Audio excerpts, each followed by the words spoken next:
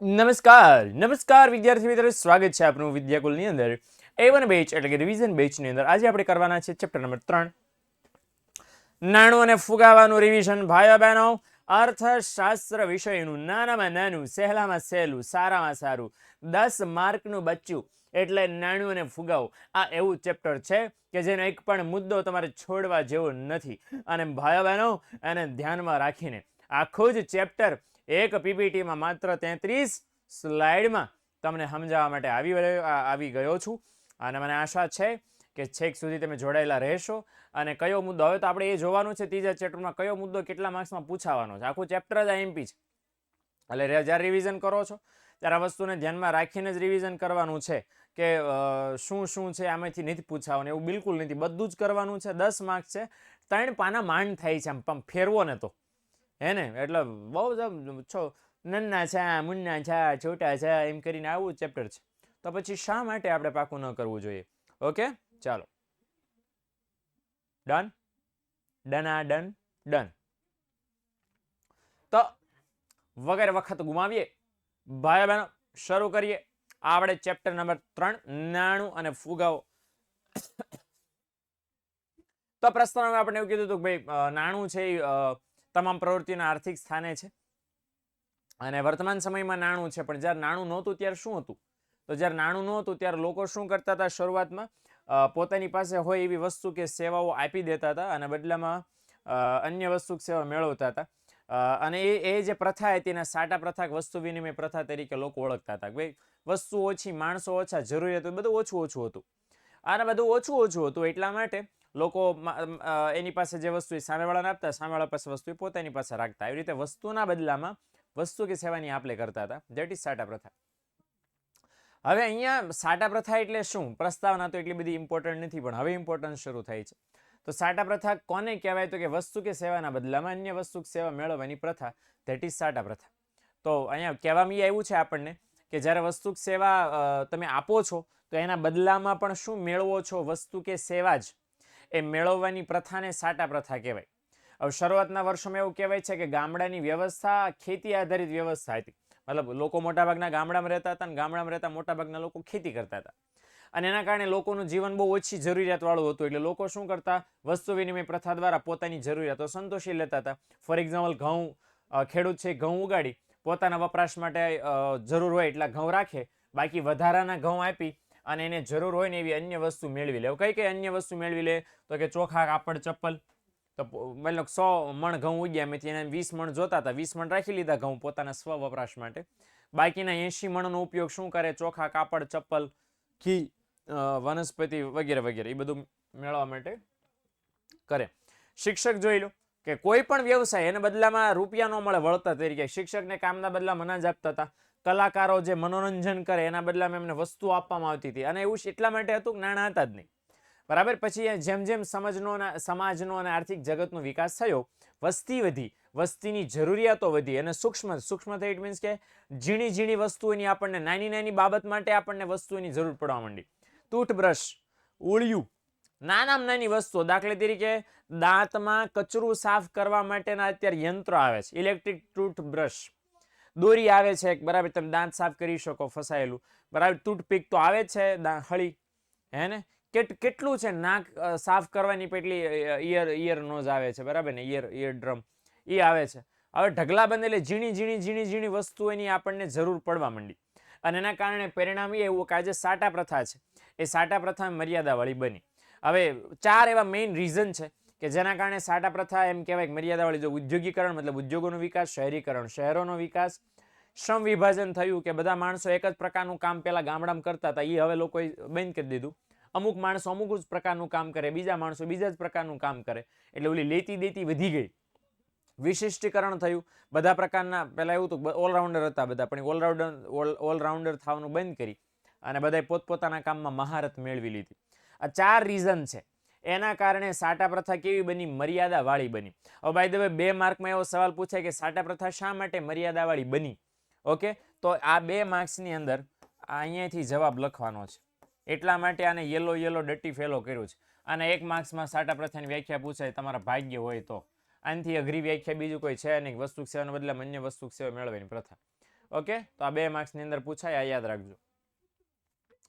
સાટા પ્રથાની 3 મુખ્ય મર્યાદા. ઓલી તો બસ રીઝન હતા, 4 કારણો હતા કે આ 4 કારણને લીધે સાટા પ્રથા મર્યાદાવાળી બની. પણ કઈ મર્યાદાવાળી બની? તો 3 મર્યાદાવાળી બની. આ 3 એવી મર્યાદા ઊભી થઈ સાટા પ્રથાની કે જેના કારણે સાટા પ્રથા વાપરવું અતિશય મુશ્કેલ બની ગયું. 3 આપણે ફટાફટ જોઈ લઈએ કે શું શું મુશ્કેલી ઊભી થતી હતી. અને બાય ધ વે આ સાટા પ્રથાની મર્યાદાઓ છે 3 માર્ક્સમાં પૂછાય છે. ઘણી બધી વાર ભાગ્ય સારા હોય તો સાટા પ્રથાનો અર્થ આપી સાટા પ્રથાની મર્યાદાઓ સમજાવો એવું 5 માર્ક્સમાં પૂછે છે. ઓકે, તો ત્યારે એ રીતે લખવાનું થશે, પણ અત્યારે આ વસ્તુ છે. હવે જરૂરિયાતોનો પરસ્પર મેળ બેસાડવાની સમસ્યા આપણે જરાક જોવાનો પ્રયત્ન કરીએ. સૌથી પહેલા આ ચિત્ર જોઈ લો. ચિત્ર જોઈને સમજ આવી જાય એટલે બહુ બધું છે. તો અહીંયા શું થતું હતું પહેલા કે આ ઘઉં છે, સોરી આની પાસે રાઈસ છે ને એની પાસે ઘઉં છે, બરાબર. ચંપક અને ચંપા છે. તો ચંપકભાઈ પાસે ચોખા છે, ચંપાબેન પાસે ઘઉં છે. હવે ચંપાબેન છે એને ચોખાની જરૂર છે, આને છે એ ઘઉંની જરૂર છે. એટલે આ ભાઈએ આમ ચોખા આપ્યા, આ ભાઈએ આ બેને આમ ઘઉં આપ્યા. ઘઉંના બદલામાં ચોખાનો વિનિમય થઈ ગયો, કારણ કે બે એકબીજાને સામેવાળા પાસે જે વસ્તુ હતી ને એની જરૂર હતી. ઘઉંવાળાને ચોખા જોતા હતા, ચોખાવાળાને ઘઉં જોતા હતા, એટલે વિનિમય થઈ ગયો, ડન. પણ પ્રોબ્લેમ ક્યાં થાય? પ્રોબ્લેમ ક્યાં થાય કે આ ભાઈની પાસે ઘઉં છે.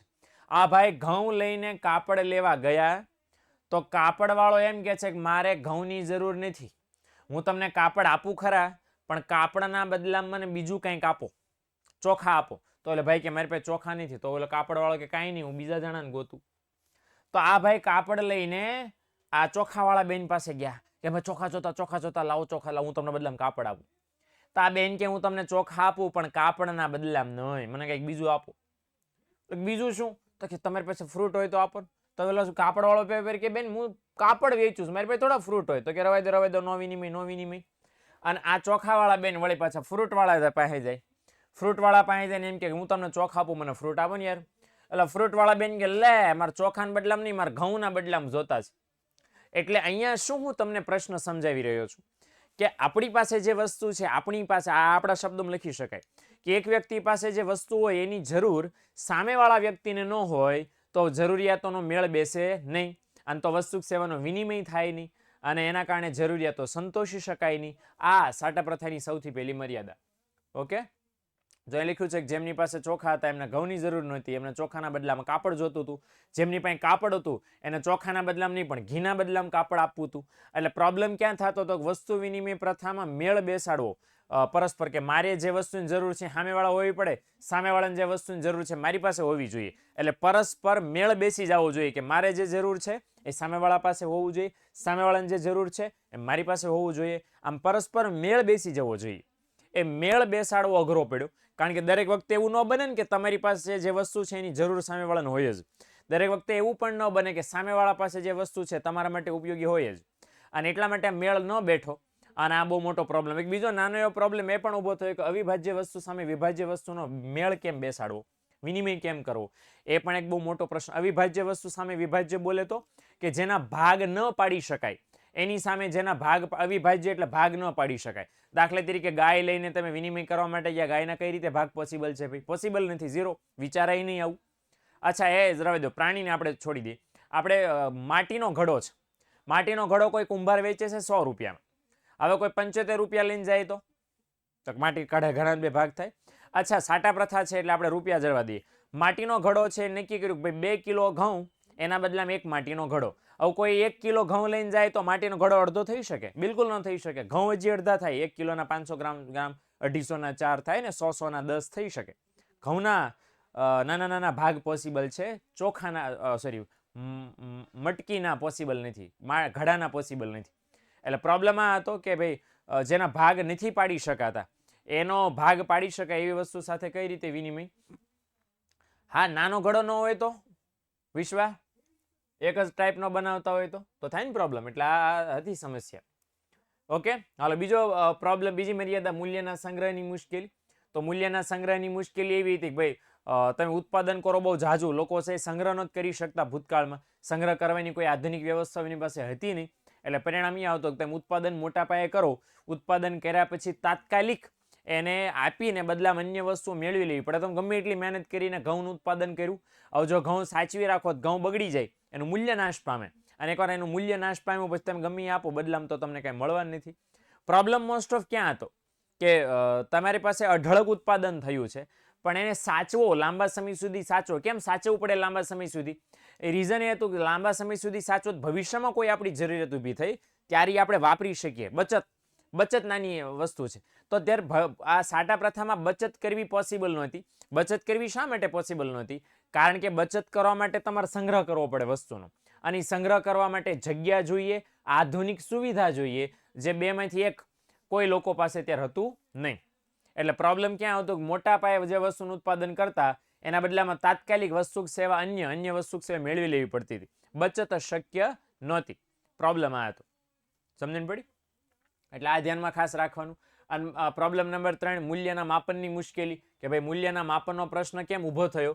કે જ્યારે વસ્તુ ઓછી હતી, બરાબર, ઘઉં સામે ચોખાનો જ વિનિમય કરવાનો હતો ત્યારે પ્રોબ્લેમ નહોતો. પણ પ્રોબ્લેમ ક્યાં હતો? ઘઉં સામે ચોખાનો વિનિમય કરવાને બદલે પ્રોબ્લેમ એ આવ્યો કે અનેક વસ્તુ આવી ગઈ. હવે જેના કારણે પરિણામ એ આવ્યું કે વિનિમય દરને યાદ રાખવો અને નક્કી કરવો બહુ અઘરો બની ગયો. ઓકે, એટલે પ્રોબ્લેમ ત્યાં આવ્યો કે વિનિમય દર છે એ નક્કી થાય કે ભાઈ એક વસ્તુ મારી પાસે ઘઉં છે, એનો કોઈ ફિક્સ રેટ નક્કી કરવાનો અઘરો હતો. દાખલા તરીકે અહીં જો 1 મણ ઘઉં છે, એના બદલામાં ચોખા લ્યો તો કેટલા? 2 મણ. 1 મણ ઘઉં છે એના બદલામાં કાપડ લ્યો તો કેટલું? 5 મીટર. ઘઉંના બદલામાં ઘી લ્યો તો 1 કિલો, કાપડ લ્યો તો વળી પાછું અલગ. એટલે અહીંયા ઘઉં એકના એક છે, સામે વસ્તુ બદલાણી તો મૂલ્ય બદલાઈ ગયું. એટલે તમારે દરેકે દરેક વસ્તુના મૂલ્ય યાદ રાખવાના અને નક્કી કરવાના. એ હવે અઘરું કામ હતું. ઓકે, અને વળી પાછું ગામે ગામે એ બધું ફરતું જાય, બદલાતું જાય. આ એક ઓર વળી પાછો નવો પ્રોબ્લેમ હતો. એટલે પ્રોબ્લેમ ક્યાં હતો? મેં કીધું એમ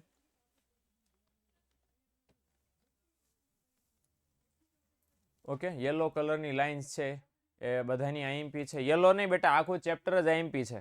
હવે તમે આઈએમપી પાછળ ઓછી દોડાદોડી કરો તો સારી વાત છે.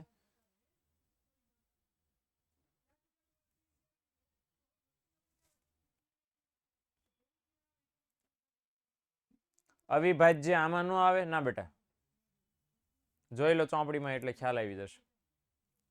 ઓકે, તો પ્રોબ્લેમ એ થયો કે દરેક વસ્તુનું મૂલ્ય આપણે યાદ રાખી શકતા નથી, અને યાદ નથી રાખી શકતા, અને પરિણામ એ આવે છે કે સાટા પ્રથા મર્યાદાવાળી બની. આ મર્યાદાને કારણે નાણું આપણા અસ્તિત્વમાં આવ્યું. બરાબર, જો આ લખ્યું છે કે આ બધી મુશ્કેલીઓ આવી એના કારણે નાણાંની શોધ થઈ. આ 3 પ્રોબ્લેમ્સ હતા એના કારણે. હવે નાણાંની શોધ કઈ રીતે થઈ? તો એનો ઉદ્ભવ અને વિકાસ આપ્યો છે, જે 3 માર્ક્સમાં ટૂંક નોંધ પૂછાય છે. એ આપણે જરાક જોઈ લે કઈ રીતે. તો ભાઈ વસ્તુ વિનિમય પ્રથા અમલમાં હતી ત્યારે છે એ સૌથી પહેલો કોનો ઉપયોગ શરૂ થયો? તો કે પશુનો ઉપયોગ શરૂ થયો. અને પશુમાં પણ સૌથી પહેલા કયું પશુ છે ખાસ એનો ઉપયોગ કરવામાં આવ્યો? ગાયનો ઉપયોગ. ગાયના ઉપયોગ પછી હળવે હળવે ભેંસને, ઘોડાને, એવા બધા પશુઓનો પણ ઉપયોગ છે અહીંયા ખાસ તો કરવામાં આવ્યો. અને પશુઓ નાણાં તરીકે સૌપ્રથમ વાપરવાના શરૂ થયા, અને ભારતમાં સૌપ્રથમ ગાયનો ઉપયોગ શરૂ થયો નાણાં તરીકે. ગાયને આપણે નાણાં તરીકે ઉપયોગ કર્યો, ગાયનો સૌપ્રથમ આપણે. ઓકે, ચલો પ્રોબ્લેમ ક્યાં હતો? પશુનો ઉપયોગ મર્યાદાવાળો બન્યો નાણાં તરીકે, વિનિમયના માધ્યમ તરીકે. શા માટે? કારણ કે પ્રોબ્લેમ નંબર 1, પશુ બીમાર પડે. પ્રોબ્લેમ નંબર 1, પશુ મૃત્યુ પામે. પ્રોબ્લેમ નંબર 3, લાંબા સમય સુધી એનો સંગ્રહ પોસિબલ નથી, કારણ કે એનું આયુષ્ય જેટલું એટલું જ સંગ્રહ પોસિબલ છે. હે ને? કોઈ પણ પ્રાણીઓ, આપણે રિસ્પેક્ટિવ ઓફ ગાયથી કોઈ પણ પ્રાણી લઈ લો, એ પ્રાણીનો એક આપણી માણસની જેમ જીવ છે, એનું આયુષ્ય છે, એ બીમાર પડે, મૃત્યુ પામે.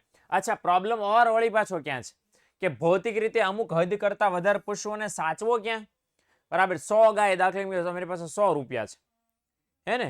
એટલે 100 ગાય છે, ક્યાં સાચવવા જાવ? જગ્યાએ જાજી જોઈએ. અચ્છા, હેરફેરમાં મુશ્કેલી, તમે અહીંથી મુંબઈ શોપિંગ કરવા જાવ હોય તો 100 ગાયોને કઈ રીતે લઈ જઈ શકો? હે ને? એટલે આ એક મોટો પ્રોબ્લેમ સર્જાણો. અને ગાય દ્વારા વિનિમય એ રીતે કે તમે કાંઈ પણ ખરીદવા જાઓ, તમારે ગાય લઈને જવાનું. કોઈ પણ પેમેન્ટ ગાયના સ્વરૂપમાં જ આપવાનું. અત્યારે કેમ રૂપિયા આપો છો, નાણાં નોટ આપો છો, કાંઈ પણ ખરીદો નોટ આપો છો, એમ ત્યારે કાંઈ પણ ખરીદો તો ગાય આપવાની, કાંઈ પણ ખરીદો તો ગાય આપવાની, અને કાંઈ પણ વેચો તમને ગાય મળે બદલામાં. આ રીતે યસ, પશુ આપીને વસ્તુ લેવાની. અને આ મેં કીધું એમ આટલા બધા એના પ્રોબ્લેમ્સ આવ્યા. એ પ્રોબ્લેમના કારણે પશુઓનો ઉપયોગ લોકોએ બંધ કર્યો. અને પછી એવો કિંમતી પથ્થરો, બધા કિંમતી પથ્થરો છે એનો ઉપયોગ શરૂ થયો વિનિમયના માધ્યમ તરીકે. લોચાપાટી શું થાય, કિંમતી પથ્થરો છે એ બહુ રેર, ઓછા હતા એટલે બહુ પ્રચલિત થયા નહીં, હે ને. હવે રાજાશાહી વ્યવસ્થા હતી, બરાબર ને. તો રાજાશાહી વ્યવસ્થા હતી ત્યારે શેની શરૂઆત થઈ, સિક્કાઓની શરૂઆત થઈ રાજાશાહી વ્યવસ્થા આવતા. અને સિક્કાઓ છે એ નગરમાં સ્થાન પામી ગયા, પણ પ્રોબ્લેમ એ થયો કે માત્ર ને માત્ર શહેરોમાં જ એનો ઉપયોગ થયો, બાકી બધા વિસ્તારોમાં એનો થયો ઉપયોગ નહીં. બીજો અહીં જોઈ લો કે લોકશાહી અને ઔદ્યોગિકરણ, આ બંને પરિબળો આધુનિક નાણાંના સ્વરૂપ માટે બહુ મોટું પ્રેરક બળ બની ગયા. ઓકે, આ બે એવા તત્વો લોકશાહી અને ઔદ્યોગિકરણ આપણા પેલામાં આવ્યા, શું કહેવાય, આપણા દેશમાં અમલમાં આવ્યા. અને એના કારણે આધુનિક નાણું જે હું તમે વાપરી રહ્યા છીએ એના અમલ માટે બહુ મોટી પ્રેરણા બન્યા, બહુ મોટો ધક્કો મારનાર પરિબળ બન્યા. અને આપણને આઝાદી મળ્યા પછી એક સરસ મજાની કેન્દ્રીય સત્તા આવી, જેને આપણે કંઈ ઓળખીએ છીએ આરબીઆઈથી, રિઝર્વ બેંક ઓફ ઇન્ડિયા. એની સત્તાના પીઠબળથી, મતલબ એણે વિશ્વાસ બાંહેધરી ખાતરી આપી આપણને. અને શું વિશ્વાસ બાંહેધરી એમણે આપણને આપી કે ભાઈ અમે ટેકો જાહેર કરીએ છીએ, જે તમે ચલણી નોટ વાપરો છો એ સાચી છે અને એના બદલામાં એટલા મૂલ્યની વસ્તુ સેવાઓ તમને મળશે. ફોર સપોઝ મારી પાસે 500 રૂપિયા હોય, ઓકે, તો 500 રૂપિયાની નોટ હોય, સોરી, તો 500 રૂપિયા નોટ હું આપું તો મને બદલામાં 500 રૂપિયાના નોટની વેલ્યુ જેટલી વસ્તુ સેવાઓ મને મળશે. સમજણ પડી? આ રીતે એમ. તો કેન્દ્રીય સત્તાના પીઠબળથી બહાર પાડવામાં આવનાર નાણાંને સર્વમાન્ય બધા લોકોએ સ્વીકારી લીધું, કારણ કે આરબીઆઈ ખુદે બહાર પાડ્યું, નોટો બહાર પાડી, લોકોએ સ્વીકારી લીધી અને વિનિમયના માધ્યમ તરીકે માન્યતા મળી. તમે જે ચલણી નોટો અત્યારે વાપરીએ છીએ એ કોણે બહાર પાડી હતી? રિઝર્વ બેંક ઓફ ઇન્ડિયાએ. ઓકે, પ્રેરક બળ બન્યું. ઇટ મીન્સ પ્રેરક બળનું શું મારે કેવું, પ્રેરક બળ એટલે મોટિવેશન, બરાબર, અથવા તો શું કેવું હવે, ચાલક બળ. ઓકે, અમલમાં મૂકનારું કામ. ઓકે, હાલો. ગાઈડ કરતા આપણે ચોપડીને જ બધું મહત્વ આપવું ને, કારણ કે સર શબ્દની મર્યાદાને ગાઈડમાં 4 મુદ્દા છે અને ચોપડીમાં 3 છે, તો ચોપડીમાં લખવાના ને સર 5 માર્ક્સમાં. વિજય, એવું કમ્પેરિઝન નથી કરવાનું કે નવનીતમાં 4 છે ને ચોપડીમાં 3 છે, તો ચોપડીના 3 સાચા, નવનીતના 4 ખોટા. હું તો પહેલેથી કહું છું, ચોપડી જ વાંચો. નવનીત જોવો છો શું લેવા? આ તો લીધા પછી ખબર પડી છેતરાઈ ગયા, તો મેં તો ના જ પાડી છે સૌથી પહેલા લેવાની, ભાઈ ચોપડી વાંચો ને. એને એક જ સોર્સ રાખો ને માહિતીનો, 2 સોર્સ શું લેવા ભેગા કરો? 2 સોર્સ ભેગા કરો ત્યારે ખબર પડે ને ચોથું કંઈક આપ્યું છે, હે ને. એટલે આ વસ્તુ હાલ. ઓકે, એટલે માન્યતા મેળવી અને સંગ્રહમાં પણ ફાયદો એ થયો કે નોટો અને સિક્કાનો સંગ્રહ એકદમ સરળ છે. ઓર વળી પછી સોને પે સુહાગા, બેંકોનો વિકાસ થયો. બેંકોનો વિકાસ થયો એના કારણે મૂલ્યનો સંગ્રહ અને સ્થળાંતર ઓર ઝડપી બની ગયું અને એના કારણે નાણું છે વધારે સફળ બન્યું. તો 3 માર્ક્સની અંદર જે મેં તમને સમજાવ્યું એટલું તમારે લખવાનું થશે. આ 2 માર્ક્સમાં ક્યારેક ક્યારેક પૂછાઈ જાય છે, 2 માર્ક્સમાં અથવા 1 માર્ક્સમાં, જેમાં પૂછે ને એમાં કાંઈ ખોટું નથી, હા વહેલું છે. ઓકે, આ નાણાંના પ્રકારો છે, લ્યો ડન, બરાબર. વસ્તુ નાણું, પશુ નાણું, ધાતુ નાણું, કાગદી નાણું. અચ્છા, સૌથી એમ પૂછે કે સૌથી જૂનામાં જૂનું નાણું કયું? તો આ છે જૂનામાં જૂનું નાણું. ઓકે, જૂનામાં જૂનું કયું નાણું છે? વસ્તુ નાણું. આ યાદ રાખજો. ઓકે, જૂનામાં જૂનું નાણું વસ્તુ નાણું. Okay, done. હાલો, આશુતોષ, હવે કારણવાળા સવાલ પૂછતો બેટા. ગાયમાં પીએચડી રાખવાનું રવા દે, ક્રમમાં જરૂર નથી. ઓકે, હાલો. નાણાંનો અર્થ અને કાર્યો આપણે વાત કરીએ. સૌથી પહેલા નાણાંની વ્યાખ્યા પ્રોફેસર આલ્ફ્રેડ માર્શલ અને રોબર્ટસન, બરાબર, એ બંનેની વ્યાખ્યા જરાક જોઈ લે. આલ્ફ્રેડ માર્શલ એવું કીધું છે કે કોઈ પણ સમય અને કોઈ પણ સ્થળે કોઈ શંકા વગર કે કોઈ વિશેષ તપાસ કર્યા વગર જેના દ્વારા, જેના શબ્દ નાણાં માટે વાપરવામાં આવ્યો છે, તો જેના દ્વારા વસ્તુ સેવાનો વિનિમય થઈ શકે અને શું કહેવાય? નાણું તમે કહી શકો છો. ઓકે, અને બીજું રોબર્ટસનની વ્યાખ્યા પણ એમણે આપી છે અને એમણે બહુ સરસ નાની વ્યાખ્યા આપી છે કે વસ્તુ સેવાના બદલામાં જે સર્વ સ્વીકૃત છે એને શું કહેવાય? નાણું. બંને વ્યાખ્યાઓ 1-1 માર્ક્સ માટે ખાસ ધ્યાનમાં લેવાની છે અને એટલા માટે ધ્યાનમાં લેવાની છે કારણ કે નામ સાથે આ બંને વ્યાખ્યાઓ છે એ પૂછાય છે. ઓકે, હાલો. નાણાંના કાર્યો જોઈ લે, એ આપણને 3 માર્ક્સમાં બહુ બધી વાર ભટકાય છે. નાણાંના કાર્યો સાટા પ્રથાની મર્યાદાઓની જેમ જ. સૌથી પહેલું કામ છે વિનિમયના માધ્યમનું કામ. એમ સમજો કે આ 3 કામ સાટા પ્રથાની મર્યાદાઓને ટેકલ કરવા માટે આવેલા છે, એવું આપણે સમજી લઈએ, બરાબર ને. હાલો, તો હવે જરાક અહીંયા ધ્યાન દો કે નાણાંનું સૌથી અગત્યનું કામ કયું છે? વિનિમયના માધ્યમ તરીકેનું કામ છે. વિનિમયનું માધ્યમ ઇટ મીન્સ કે જ્યાં ખરીદ વેચાણ થાય છે ને નાણું એક ભૂમિકા ભજવે ને એના કારણે ખરીદ વેચાણ ફટાફટ થઈ જાય. જો કઈ રીતે લખ્યું છે કે નાણું આપણા આર્થિક વ્યવહારોને સરળ બનાવે છે અને વસ્તુ વિનિમય પ્રથામાં જરૂરિયાતોનો મેળ બેસવામાં તકલીફ પડતી હતી ઉકેલ આવે છે કે મારી પાસે ઘઉં હોય, સામેવાળા પાસે ચોખા હોય, પણ મારી પાસે જે ઘઉં છે એ ચોખાવાળાને જરૂર નથી અને મારી પાસેથી કાપડ જોતું છે તો જ એ મને ચોખા આપશે. આ જે પ્રોબ્લેમ થતો હતો એનો ઉકેલ આવે છે. કેમ? કારણ કે નાણું તો બધાને જોતું છે, રૂપિયા બધાને જોઈએ છે, બરાબર ને? એટલે તમે નાણાં આપો એટલે તમે માગો એ વસ્તુ તમને મળી જશે. આ એક ફાયદો નાણાંને કારણે થયો. જો એ લખ્યું છે ઘઉં, ખેડૂત શું કરે? ઘઉં ઉત્પાદન કરે, ઘઉંનું ઉત્પાદન કરીને ઘઉં આપે, બદલામાં નાણાં, ઘઉં વેચી દીધા, બદલામાં નાણાં મેળવ્યા, અને એકવાર એની પાસે નાણાં આવી ગયા, એ નાણાંનો ઉપયોગ કરીને ચોખા, કાપડ, ઘી આ બધું મેળવી લે. તો પડ્યો. હવે એ બધું મેળવી લે તો એનો ફાયદો શું થાય કે એ પોતાની બધી જરૂરિયાતો સંતોષી લે. એકવાર એણે છે ઘઉંના બદલામાં પૈસા લઈ લીધા, એકવાર પૈસા આવી ગયા એની પાસે, પછી કાપડ લઈ શકે, ફ્રૂટ્સ લઈ શકે, ચોખા પણ લઈ શકે, કાંઈ પણ લઈ શકે, કોઈ ના પાડે નહીં. બધા કે yes yes yes, tick tick tick tick, વિનિમય થઈ જાય.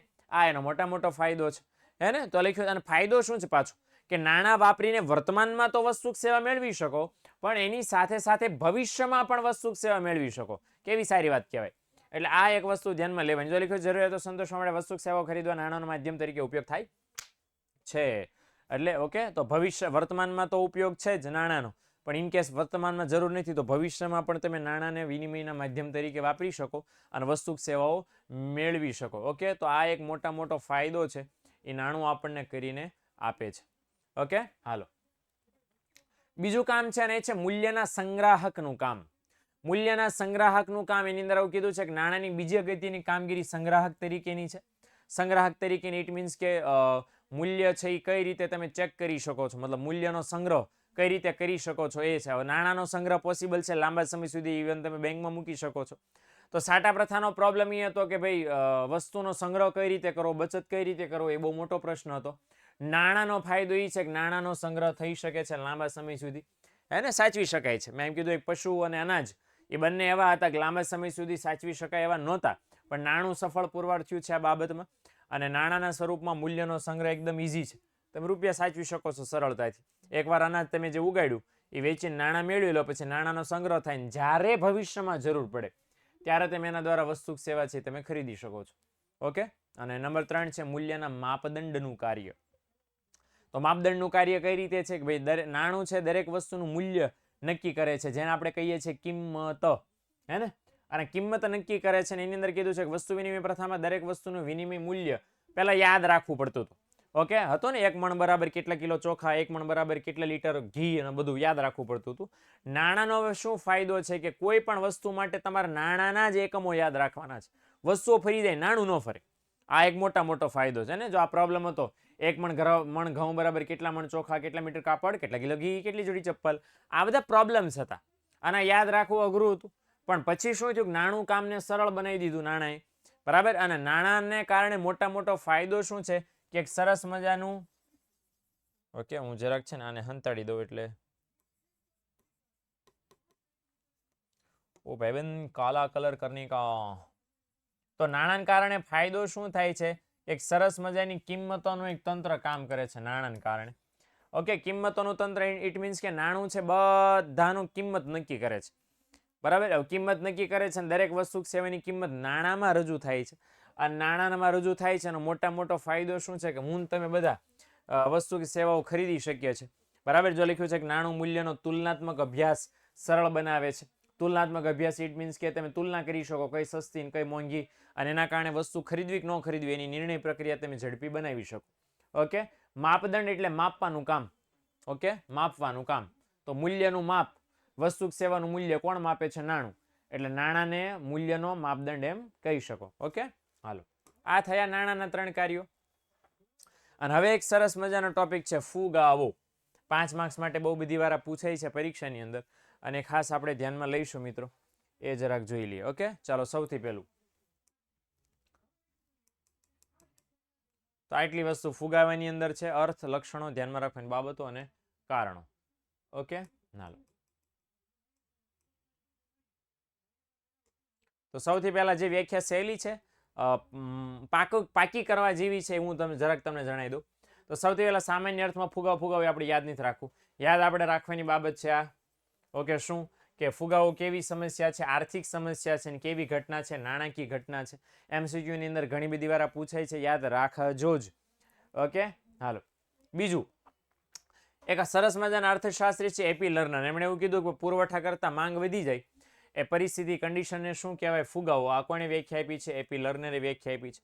એસી પીગુ એમ કે છે કે વાસ્તવિક આવક કરતા નાણાકીય આવક વધારે ઝડપથી વધી જાય તો એને ફુગાવો કહેવાય. બરાબર. અત્યારે હું તમને શોર્ટમાં એટલું સમજાવું છું.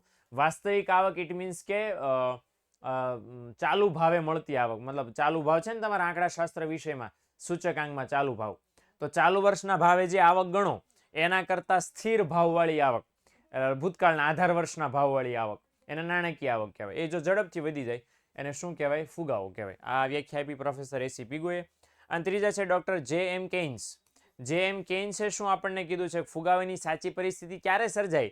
કે જ્યારે સાધનોની પૂર્ણ રોજગારી પછી પણ એમની આવક વધે તો. ઓકે, તો એમણે શું કીધું કે ભાઈ ફુગાવાની સાચી પરિસ્થિતિ ત્યારે જ સર્જાય જ્યારે ઉત્પાદનના, હવે આ સાધન એટલે કયા? ઉત્પાદનના સાધનો 4, જમીન મૂડી શ્રમ નિયોજક. પૂર્ણ રોજગારી એટલે જેટલા સાધનો હોય બધાને રોજગારી મળી જાય, કોઈ સાધન બેકાર ન રહે. અને પછી જો નાણાકીય આવક વધે તો ફુગાવો સર્જાયો. ઓકે, આ 3 વ્યાખ્યા છે. પોસિબલ બને તો 3 નામ સાથે યાદ રાખજો. 3 નામ સાથે. આ એક જ ચેપ્ટર છે જેમાં હું તમને નામ સાથે યાદ રાખવાનું કહું છું, કારણ કે નામ સાથે પૂછાય છે. ઓકે, હાલો. લક્ષણો જોઈ લઈએ ફુગાવાના 2 માર્ક્સમાં, આને કન્સિડર કરજો. ઓકે, 4 છે, એકદમ ઈઝી પીઝી. કે ભાવ સપાટીમાં વધારો થાય લાંબા ગાળા માટે સતત અને સતત વસ્તુના ભાવ શું થાય? વધે. અચ્છા, સતત ભાવ વધે ક્યાં વધે તો શેના વધે? તો કે બધા જ ક્ષેત્રના, ખેતી, ઉદ્યોગ, સેવા, 3 ક્ષેત્રની વસ્તુઓ મોંઘી થાય. એવું નહીં ખાલી એક વસ્તુ, લીંબુ મોંઘાઈ છે, ટમેટા મોંઘાઈ થાય, એ ફુગાવો નથી. તમામે તમામ વસ્તુઓ મોંઘી થાય. ઓકે, નંબર 3 આ સરસ મજાનું છે, MCQ માં બહુ બધી વાર પૂછાય છે કે ફુગાવો થાય બરાબર ત્યારે નાણાંના મૂલ્યમાં શું થાય? ઘટાડો. ઓકે, રૂપિયાની વેલ્યુ ડાઉન થાય. અને કઈ રીતે ડાઉન થાય? પહેલા ફોર એક્ઝામ્પલ 1 રૂપિયાની એક ચોકલેટ હોય તો 10 રૂપિયામાં કેટલી ચોકલેટ આવે? હાલો, તમારા ખિસ્સામાં 10 રૂપિયાની નોટ છે, તમારા ખિસ્સામાં 10 રૂપિયાની નોટ છે અને 1 રૂપિયાની ચોકલેટ, એક રૂપિયાની એક ચોકલેટ મળે છે. કેટલી ચોકલેટ લઈ શકો? તો રૂપિયાની તમારી પાસે જે 10 રૂપિયાની નોટ છે એની ખરીદ શક્તિ કેટલી ચોકલેટ કહેવાય? 10 ચોકલેટ કહેવાય ને. હવે ચોકલેટનો ભાવ વધીને 2 રૂપિયા થઈ ગયો, તમારા ખિસ્સામાં એ 10 રૂપિયાની જ નોટ છે. હવે 10 રૂપિયાની ચોકલેટથી કે 10 રૂપિયાની નોટથી કેટલી ચોકલેટ ખરીદી શકો? 5. તો પહેલા તો 10 ખરીદી શકતા હતા, નોટ એની જ સેમ છે. હવે કેટલી ખરીદી શકો? માત્ર 5. તો હવે પહેલા કરતા ઓછી વસ્તુ ખરીદી શકો છો. ભાવ વધ્યા એના કારણે ઓલી 10 રૂપિયાની નોટમાં જે પહેલા 10 ચોકલેટ ખરીદવાની શક્તિ હતી ઘટીને હવે 5 ચોકલેટ થઈ ગઈ. એટલે શું થયું? નોટમાં વસ્તુ ખરીદવાની શક્તિ ઘટી ગઈ. એટલા માટે કહેવાય કે ભાઈ નાણાંની ખરીદ શક્તિ શું થાય? ઘટે. MCQ એવો પૂછાય છે, સતત અને સર્વગ્રાહી ભાવ વધારેની સ્થિતિમાં નાણાંનું મૂલ્ય ખાલી જગ્યા થાય છે. તો સતત અને સર્વગ્રાહી ભાવ વધારો એને શું કહેવાય? ફુગાવો. ફુગાવામાં નાણાંનું મૂલ્ય હંમેશા શું થાય? ઘટે. નુકસાન. આ નંબર 4 પૂર્ણ રોજગારી પછી જે ભાવ વધે એને શું કહેવાય? ફુગાવો. આ વિધાન તો કોણે આપ્યું છે? જેમ કેન્સ. કોને પૂર્ણ રોજગારી? તો કે ઉત્પાદનના 4 સાધનોને પૂરેપૂરી રોજગારી મળે અને પછી જો પણ ભાવ વધે દેટ ઇઝ ફુગાવો. ડન.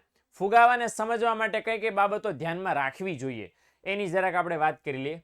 ઓકે, ચાલો. આ એટલું જે કામનું છે જ કહું છું, વધારાનું નથી આપણે ભણવું. પેલું એ કે સરકારે કાયદા દ્વારા અને સબસિડી દ્વારા ભાવ સપાટી દબાવી રાખી હોય તો ભાવ ન વધવા હોવા છતાં એને શું કહેવાય? દાવેલો ફુગાવો કહેવાય. આ 1 માર્કમાં ધ્યાન આપજો. બરાબર. સરકાર કઈ રીતે કરે? માની લો ભાવ વધી ગયા હોય, ભાવ સતત વધઘટ કરતા હોય તો સરકાર શું કરે? કાયદો બનાવી દે કે અમે આ કાયદો, દાખલા કે ફોર એક્ઝામ્પલ ટમેટાનો ભાવ છે 10 રૂપિયા થયા, 15 રૂપિયા થયા, 20 રૂપિયા થયા, 50 રૂપિયા થયા, 100 રૂપિયા થયા, 150, 200, 300 રૂપિયા થઈ ગયા. અને સરકારને એમ લાગ્યું હવે એની ઉપર રોક નહીં લગાડીને તો એ 1000 પગી જાય. એટલે સરકાર બીજા દિવસે કાયદો બનાવી દે મેક્સિમમ 325 રૂપિયા. 325 રૂપિયા કરતા ટમેટાનો ભાવ જેણે વધારે બધા જેલમાં જાય. ઓકે, તો હવે સરકારે જૂનું સાંભળી ગયો જો. ઓકે, તો 325 રૂપિયા સરકારે ફિક્સ કાયદો બનાવી દીધો. એ કાયદા કરતા વધારે ભાવ કોઈ રાખી શકે નહીં. તો એ જે છે એને કાયદા દ્વારા ભાવ સપાટી દબાવી રાખી ઇટ મીન્સ કે કંટ્રોલ કરી. દાબેલામાં હું એમ નહીં કે સાહેબ દબાવી દીધો, બેઠા નતા ફુગાવો પર બેહી ગયા, આમ પટપટ આવે ને ક્યાં છે ફુગાવો? ક્યાં ફુગાવો? બોલાય ફુગાવા ને. અને ફુગાવો પર ફુગા ફોડની રમત થોડી છે ફુગાવો પર બેહી જાય. એટલે સરકાર છે કાયદા દ્વારા કંટ્રોલ કર્યો. દબાવવું ઇટ મીન્સ કે કંટ્રોલ કર્યું. અને બીજું છે સબસિડી. વસ્તુના ભાવ વધે તો જેટલા રૂપિયા ભાવ વધ્યા એટલા સરકાર સહાય આપી દે. ગેસનો બાટલો 800 રૂપિયા પહેલા મળતો તો 1000 રૂપિયા થઈ ગયા. કેટલા રૂપિયા વધી ગયા? 200 રૂપિયા આપણા વતી કોણ ભોગવે? સરકાર. આપણને એમ થયું કે 800 રૂપિયા 800 રૂપિયા જ થયા. સમજણ પડી? એટલે સરકાર કાં તો કાયદા અને કાં તો સબસિડી એ દ્વારા છે સરકાર ફુગાવાને દબાવી દે. અને આમ દબાવી દે ને કેવો ફુગાવો કહેવાય? દાબેલો ફુગાવો કહેવાય. ડન. હાલો નેક્સ્ટ. ઓકે, બીજી વસ્તુ ખાસ અહીંયા ધ્યાનમાં રાખવાની, અર્થતંત્રમાં ટૂંકા સમયગાળા માટે અમુક જ વસ્તુ સેવાના ભાવ વધે તો એ ફુગાવો કહેવાય નહીં. આ લીંબાના અને ટમાટાના આ બધાના ભાવ વધે, બરાબર, એની વાટ જોવાય, સોરી, એને ફુગાવો કહેવાય નહીં. ઓકે, મારા દીકરા ભણાવું એની વાટ નહીં જોતા, બેહું એની વાટ જોવે છે. હાવ બેઠો બેહી તો તમને દેખાય નહીં પાછું. સમજણ પડી? સંજના નીચે બેહી જાય પરોઠી વાળા તો કોઈને દેખાવાનું નથી. એટલે બેહવાની વાટ ન જો. આપણે બેઠા બેઠા ભણે તેમ કહેશો એટલે ઊભો ઊભો ભણાવું ને મજા નહીં થાવતી, હે ને? હાલો, ઓકે, ડન. તો આ તો બધું લપપ છપમ છે. યસ, ફુગાવાના કારણો 5 માર્ક્સ માટે આ સવાલને કન્સિડર કરશો જી. ઓકે, તો જરાક આપણે સમજીએ જી. યાદ રાખજો, બહુ બધાના લોચા લાપસી થાય છે. ફુગાવાના મુખ્ય કારણો કેટલા છે? 2. કેટલા છે? 2. ચૂઝ. there are 2 કારણ્સ. વન કારણ ઇઝ માંગમાં વધારો, સેકન્ડ કારણ ઇઝ ખર્ચમાં વધારો. ઓકે, અને એ પણ તમને કહી દો, જો આ ચાર્ટ છે નાનો એવો. ઓકે, આ ચાર્ટ આવી રીતે પરીક્ષામાં દોરો અને તમારી પાસે સમય હોય પરીક્ષામાં 5 માર્કમાં માની લો ફુગાવાનો સવાલ લખાણો અને તમારી પાસે સમય છે તો તમે આ ચાર્ટ દોરશો અને હાય દિલ ગાર્ડન થઈ જશે જોવા વાળાનું. સમજણ પડી? તો શું લેવા નહીં દોરવાનો ભાઈ? દોરજો. હા, કે ટાઈમ રહે તો દોરજો, તો જ દોરજો. પાછા ટાઈમ ઘટ્યો ને કે સાહેબે કીધું ચાર્ટ દોરો, કે સાહેબ હું ચાર્ટ દોરવામાં રહ્યા હતા, કારણો છૂટી ગયા, તો ચારમાના કારણો લીખ નાખજો. ચાર્ટના કંઈ 5 નહીં આપે. સમજણ પડી? આ તો સમય હોય તો જ ચાર્ટ દોરો. સીધી મીધી લખવા માંડવાનું, સમજ્યા? કે ચાર્ટ તો સમય હોય તો જ લખવાનો, નકર નહીં લખવાનો. ઓકે, હાલો, તો આપણે જોઈએ ફટાફટ. We have small time. તો માંગમાં વધારાની વાત કરી લઈએ સૌથી પહેલા. તો જ્યારે વસ્તુની માંગ વધે ત્યારે વસ્તુનો પુરવઠો ન વધે અથવા તો ઓછો વધે તો વસ્તુની કિંમતમાં શું થાય છે? વધારો. કહેવા શું માંગે છે ભાઈ બહેનો? કે ભાઈ વસ્તુની માંગ જેટલી ઝડપથી વધે એટલી ઝડપથી વસ્તુ સેવાનો પુરવઠો ન વધે, બરાબર ને? અથવા તો ઓછો વધે, મતલબ જેટલી ઝડપથી લોકો વસ્તુ માંગે છે પણ માર્કેટમાં નથી એટલી વસ્તુ. ઓકે, તો વસ્તુની કિંમતમાં શું થાય? વધારો, અને એને ફુગાવો કહેવાય. અને આ એક સરસ મજાની વ્યાખ્યા છે. અર્થતંત્રમાં માંગ વધવાને કારણે જે ફુગાવો સર્જાય એને કેવો ફુગાવો કહેવાય? માંગ પ્રેરિત ફુગાવો કહેવાય. સર કે મસ્ત બોલો છો ભાઈ, બહેનો પૈસા જેના ભર્યા છે તમે સાંભળ્યો કે? મસ્ત બોલો તમે, મસ્ત જ બોલો, પહેલેથી જ મસ્ત બોલો. આ તો તમને લાગ્યું એવું આજ મસ્ત બોલું છે એમ. પ્રસ્તાવના લખવાની કે નહીં? હા ભાઈ બહેનો, લખો, કોણ ના પાડે છે? 3જા ચેપ્ટરની પ્રસ્તાવના લખો, 4થાને લખો. હોમે થોડા આવે? ના આશુતોષ નો આવે. હોમે 150 આવે, હોમે તો થોડા આવતા હશે, નો આવે કોઈ દિવસ. તો આ માંગ વધવાને કારણે ફુગાવો સર્જાય, ધેટ ઇઝ માંગ પ્રેરિત ફુગાવો. ઓકે, માંગમાં શા માટે વધારો થાય? There is 3 reasons. One reason is નાણાં પુરવઠો, second reason is this, and third reason is this. પહેલું રીઝન છે એ 2 માર્ક્સ માટે આઈએમપી છે એટલે તમને સમજાવી દઉં શું છે એ. Okay, ding ding ding ding ding ding ding ting. Okay, done. સવાલ નીચે છે એટલા માટે મારે આખું ફેલાઈ દેવું પડ્યું. આ કોટેશન 2 માર્ક્સમાં પૂછાય છે કે વિધાન સમજાવો ભાઈ બહેનો. ખૂબ વધુ નાણું ઓછી વસ્તુને પકડવા દોડે ત્યારે શું સર્જાય છે? ફુગાવો. ત્યાં કઈ પકડા પકડીનો ખેલ ચાલે છે અહીંયા? ત્યાં એમ કીધું ઓછી વસ્તુ પકડવા વધુ દોડે ત્યારે કહેવા શું માંગે છે? કહેવા માંગે છે અહીં ઉપર સમજવાનું છે. નાણાવાદીઓ એટલે કોણ? નાણામાં માનનારા લોકો, જે એમના માને છે કે બધું જવાબદાર પરિબળ નાણું જ છે, નાણું જ બધું કરે છે અને કરાવે છે. એવા લોકો એવું માને છે કે બરાબર ફુગાવો કેવી ઘટના છે? નાણાકીય ઘટના છે. ઓકે, અને એવું કહે છે એ લોકો કે દેશમાં નાણાંનો પુરવઠો વધે તો લોકોની આવક વધે. મૂળ લોચો ક્યાં છે? આવક વધે. આવક ઝડપથી વધે. હવે આવક વધે તો પરિણામ એ આવે કે આવક વધતા લોકોની ખરીદ શક્તિ વધે. ખરીદ શક્તિ વધતા એ લોકો માંગમાં વધારો કરે. હવે સમજો અહીં શું થાય છે? આવક વધી ગઈ ઝડપથી આવક વધતા માંગ વધારી દીધી. હવે માંગ વધી ગઈ ઝડપથી, લોચા પાર્ટી ક્યાં છે? જેટલી ઝડપથી માંગ વધી એટલી ઝડપથી વસ્તુનો પુરવઠો વધારી શકાય નહીં, માટે વસ્તુની કિંમતમાં શું થાય? વધારો. અને અહીંયા પરિણામ શું આવ્યું કે કોઈ પણ અર્થતંત્ર કે જ્યાં નાણાં અમલમાં છે, કયું વિશ્વનું અર્થતંત્ર છે જ્યાં નાણાં નથી? બધે નાણાં ચાલે છે, હે ને? એટલે નાણાં આધારિત કોઈ પણ અર્થતંત્રમાં વસ્તુ અને સેવાના પ્રમાણ કરતા નાણાંનું પ્રમાણ છે એ વધી જાય ત્યારે શું સર્જાય? ફુગાવો. એટલે કોઈ પણ દેશ કે જ્યાં નાણાં ચાલે છે ત્યાં આ જ કન્ડિશન છે કે વસ્તુનો પુરવઠો જેટલો છે એના કરતાં લોકો પાસે નાણાં વધી ગયા તો ભાવ વધવાનું ફિક્સ છે. ઓકે, તો એને ફુગાવો કહેવાય. એટલે ખૂબ વધુ નાણું ઇટ મીન્સ કે વધારે આવકવાળા લોકો જેટલી ઝડપથી વધારે માંગ કરે પણ એટલી ઝડપથી વસ્તુ સેવાનો પુરવઠો ન મળે, ન પહોંચે તો વસ્તુના ભાવમાં વધારો થાય અને એ જ વધારાને આપણે શું કહીએ છીએ? ફુગાવો. ફુગાવો. ફુગાવો. Okay, done. ઓકે, ચાલો તો હવે બીજું કારણ જરાક સમજી લે. સરકાર સાહેબ ફૂલ જોશમાં છે. અલા ભાઈ, રોજ ફૂલ જોશમાં હોઉં છું પણ તમે જોશ ઉતારી દો તો બકવાસ સવાલ પૂછીને. સર ત્યારે બેંક રેટ વધારે. અરે બેટા આશુતોષ ચોથા ચેપ્ટરમાં આવો દીકા. અહીંયા એ સવાલ નહીં ચેક કરવાનો. અહીંયા તો આપણે ફુગાવા નામના રાક્ષસને મથી રહ્યા છે. કૃષ્ણ ભગવાન અહીંયા ન સાંભળવા જોઈએ. કૃષ્ણ ભગવાનને ચોથા ચેપ્ટરમાં સાંભળશો. ઓકે બેટા? હા, હજી કૃષ્ણ ભગવાનનો જન્મ નથી થયો અને આપણે ત્યાં જન્માષ્ટમીની વાર છે. હમણાં ચોથા ચેપ્ટરમાં જન્માષ્ટમી ઉજવશું. અને ભાઈ બહેનો, ફુગાવાને આપણે બેંક રેટના અને રેપો રેટના અને ફલાણા રેટના માધ્યમથી મારીશું. ઓકે, અત્યારે જરાક અહીંયા આપણે ફુગાવાને વધાવી રહ્યા છીએ. ઓકે, ચાલો. સરકારના જાહેર ખર્ચમાં વધારો. તો સરકારના જાહેર ખર્ચમાં વધારો કઈ રીતે થાય છે ભાઈ બહેનો? તો એમ કીધું છે કે ભારત જેવો વિકાસશીલ દેશ કે જેનામાં જે વિકાસ થવાનો બાકી છે 17 હાંધા 13 બરાબર 12 સાંધો ને 13 તૂટે એવી હાલત છે. એક રોડ બાંધો ને 3 તૂટી જાય છે. એક પુલ બાંધો ને 4 પડી જાય છે. એવી હાલતમાં ભારત સરકારે બહુ બધી વિકાસની પ્રક્રિયાઓ કરવી પડે. દેશના વિકાસ માટે ભારતમાં મૂડી માળખાનું સર્જન કરવું પડે. પાયાની જરૂરિયાતો પૂરી કરવી પડે.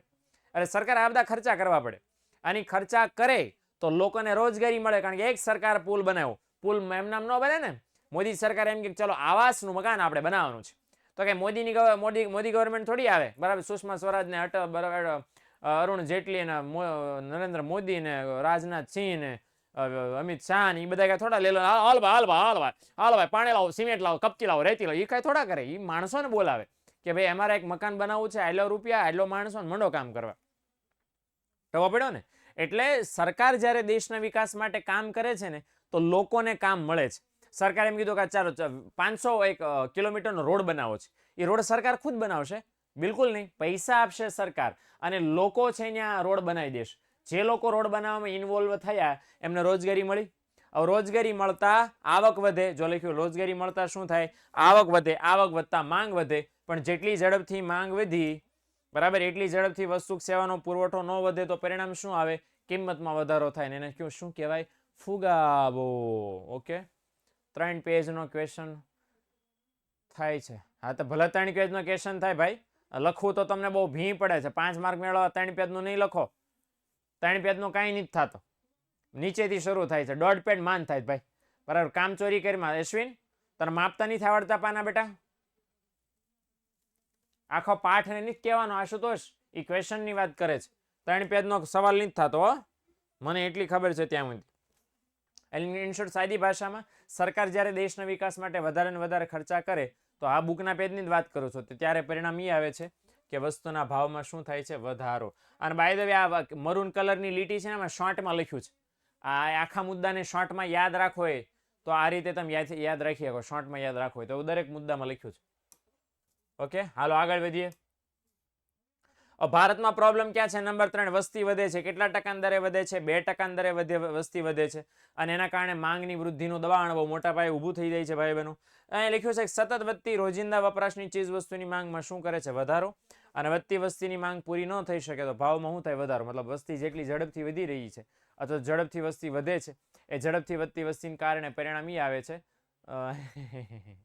ઓકે પૂરું થઈ જશે બરાબર. તો એના કારણે પરિણામ એ આવે છે કે વસ્તુના ભાવમાં સતત અને સતત શું થાય છે? વધારો. 2% યાદ રાખજો. મને ખબર છે ખોટા ટકા છે. હાથમાં ચેપ્ટર આ इसको कुछ લેના દેના નહીં છે પણ તોય આપણે યાદ રાખવાનું છે. Okay, done. હાલો હવે જોઈએ ખર્ચમાં વધારો. એ ભાઈ આજા ભાઈ ઓય યસ. તો બીજું એક મેઇન કારણ છે ખર્ચમાં વધારો. અહીંયા યાદ રાખજો કયો ખર્ચની વાત થઈ રહી છે? ઉત્પાદન ખર્ચની. બીજો એક ખર્ચ મગજમાં નહીં લાવતા. ઉત્પાદન ખર્ચની વાત થઈ રહી છે. અને કંઈ સરસ કીધું છે ખર્ચ વધવાને કારણે કોઈ ફુગાવો સર્જાય તેને કેવો ફુગાવો કહેવાય?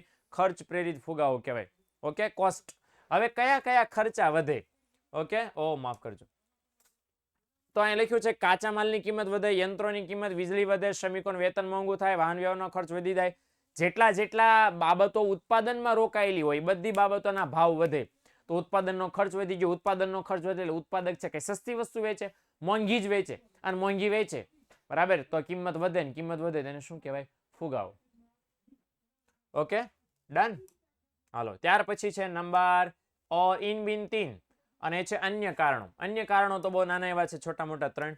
ઓકે, પહેલું અન્ય કારણ છે કરવેરા, બીજું છે આયાતી વસ્તુની કિંમતમાં વધારો, અને ત્રીજું છે અછત. એમાં સૌથી પહેલું આપણે કરવેરા જોઈએ, અને બહુ સીધું સિમ્પલ રીઝન છે કે જ્યારે સરકાર કરવેરા ઊંચા દરે ઉઘરાવે તો વેરા વધે, તો ઉત્પાદનનો ખર્ચ મોંઘો થાય, ને ઉત્પાદનનો ખર્ચ વધે તો કિંમતમાં શું થાય? વધારો. આટલું જ છે. ઓકે, એટલે ઊંચા કરવેરા, કિંમત ઊંચી, ફુગાવો થઈ ગયો. એટલે સરકાર જ્યારે કરવેરા વધારે તો વસ્તુ બનાવવાનો ખર્ચો વધી જાય અને કિંમત વધે, અને વી કોલ ધીસ ઇઝ ફુગાવો. ઓકે, અને બીજું છે પેટ્રોલિયમની જે વસ્તુ છે. આપણો પ્રોબ્લેમ ક્યાં છે કે આપણે જેટલી જરૂરિયાત છે એના 70% જેટલો પેટ્રોલિયમનો પુરવઠો આપણે વિદેશમાં આયાત કરીએ છીએ. વિદેશમાં એટલે કે આંતરરાષ્ટ્રીય માર્કેટમાં ક્રૂડ ઓઇલના ભાવ વધી જાય એટલે કે પેટ્રોલ ડીઝલના ભાવ વધે, તો પેટ્રોલ ડીઝલ એવી વસ્તુ છે કે જેની હારે બધી વસ્તુ જોડાયેલી છે, કારણ કે આપણે બધી વાહન વ્યવહાર બધું ભાડાથી જ આપણે કામ ચલાવીએ છીએ. વસ્તુ લાવી લઈ જવી છે, ખટારામાં નાખ્યું, ખટારો શેનથી ચાલે? ડીઝલથી. માણસ લઈ જાઓ, માણસ નાખ્યા ગાડી, મતલબ માણસ બેસાડે ગાડીમાં, ગાડી શેનથી ચાલે? પેટ્રોલથી. તમે બેઠા વિમાનમાં, વિમાન શેનથી ચાલે? પેટ્રોલથી. સમજણ પડી? એટલે કોઈ પણ વસ્તુ અવર જવર વાળી વસ્તુ પેટ્રોલ ડીઝલ ઉપર આધારિત છે. પેટ્રોલ ડીઝલ મોંઘા થયા એટલે અવર જવર મોંઘી થઈને, અવર જવર મોંઘી થઈ એટલે ઢીંગા ચીકા. બધી વસ્તુના ભાવમાં શું થાય? વધારો. મકાનના ભાડા વધે, વિમાનના ફ્લાઇટની ટિકિટો વધે, શાકભાજીને રીંગણા, ટીંડોરા, બકાલું, બટેટા બધું મોંઘું થઈ જાય. ઓકે, એટલે લાસ્ટ બટ નોટ ઓય what is this? Fafda dish. Okay,